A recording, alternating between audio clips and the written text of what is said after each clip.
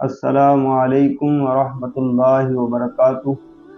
حضرات، میں آج آپ حضرات کے سامنے کچھ ایسی غلط فہمیاں بیان کرنے کے لیے جا رہا ہوں جن پر لوگوں نے بہت زیادہ یقین کر رکھا ہے، لیکن شریعت کا اس کے بارے میں کچھ اور ہی حکم ہے۔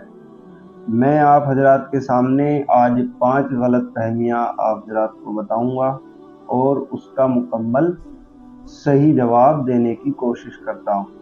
چلیے شروع کرتے ہیں۔ بسم اللہ الرحمن الرحیم۔ اور میں یہ جواب آپ کو کتاب کے حوالے سے دوں گا، میں اپنے پاس سے کچھ ایسا نہیں بتا رہا ہوں، میں کتاب دیکھ کر آپ کو بتاؤں گا۔ نمبر 1، نماز جنازہ کے بعد اسی وضو سے دوسری نماز پڑھنے کا مسئلہ۔ یہ مسئلہ بہت جگہ ایسا ہے کہ آدمی نماز جنازہ پڑھ لیتا ہے تو پھر اس کے بعد میں یہ حکم لگایا جاتا ہے کہ آپ کو دوبارہ سے نماز فرض یا نماز سنت یا نفل پڑھنے کے لیے وضو کرنا پڑے گا، حالانکہ ایسا نہیں۔ دیکھیے کتاب کیا کہتی ہے۔ بعض جگہ لوگ سمجھتے ہیں کہ جس وضو سے نماز جنازہ پڑھی ہو اس سے دوسری نماز نہیں ہو سکتی، حالانکہ یہ غلط اور بے اصل بات ہے، سمجھے؟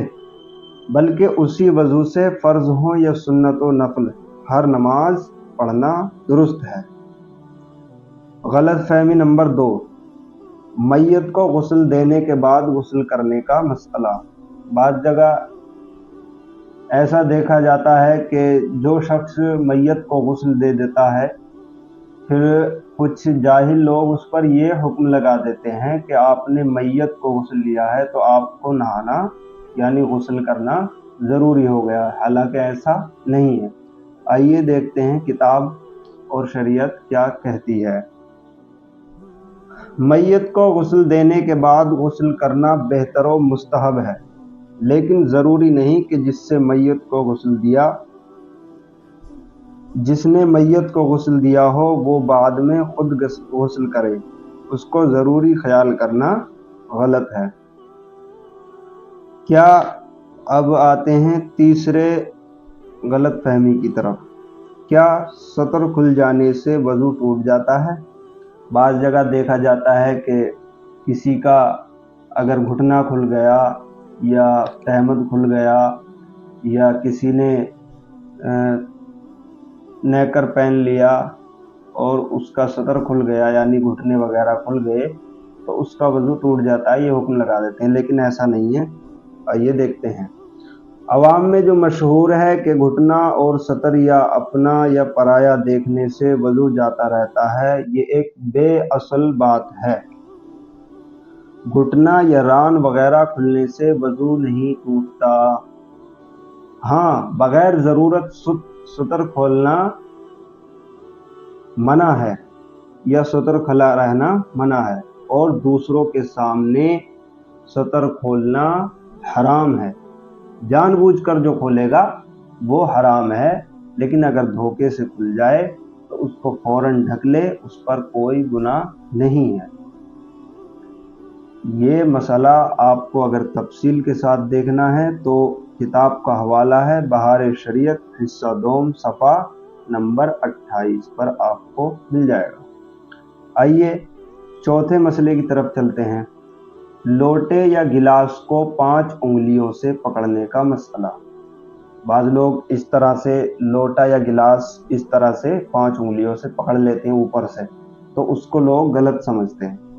پانی سے بھرے لوٹے یا برتن کو 5 انگلیوں سے پکڑنے کو برا جانا جاتا ہے اور مکروہ خیال کیا جاتا ہے، یعنی اس کو لوگ برا جانتے ہیں اور یہ سمجھتے ہیں کہ یہ پانی مکروہ ہو گیا، یہ پانی پینے کے لائق نہیں رہا، حالانکہ ایسا نہیں ہے۔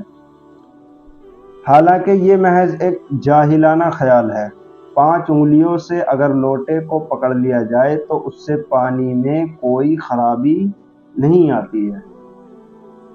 اور یہ 5واں مسئلہ جی، یہ سب سے اہم مسئلہ ہے، اس کو آپ حضرات بہت غور سے سنیں اور اپنے ذہن میں بیٹھا لیں، یعنی عورتوں میں یا بعض جگہ مردوں میں بھی یہ دیکھا گیا ہے کہ اس مسئلے کو بہت ہلکے میں لے لیتے ہیں۔ آپ حضرات کے سامنے میں مسئلہ بیان کر رہا ہوں، سمجھنے کی کوشش کریں۔ کچھ لوگ یہ سمجھتے ہیں کہ دودھ پیتے بچے کا پیشاب پاک ہے یا ناپاک۔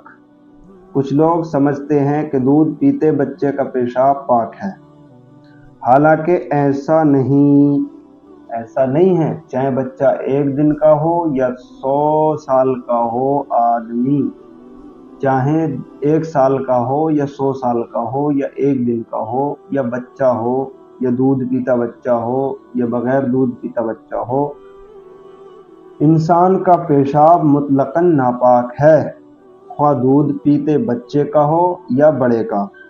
اس کتاب کا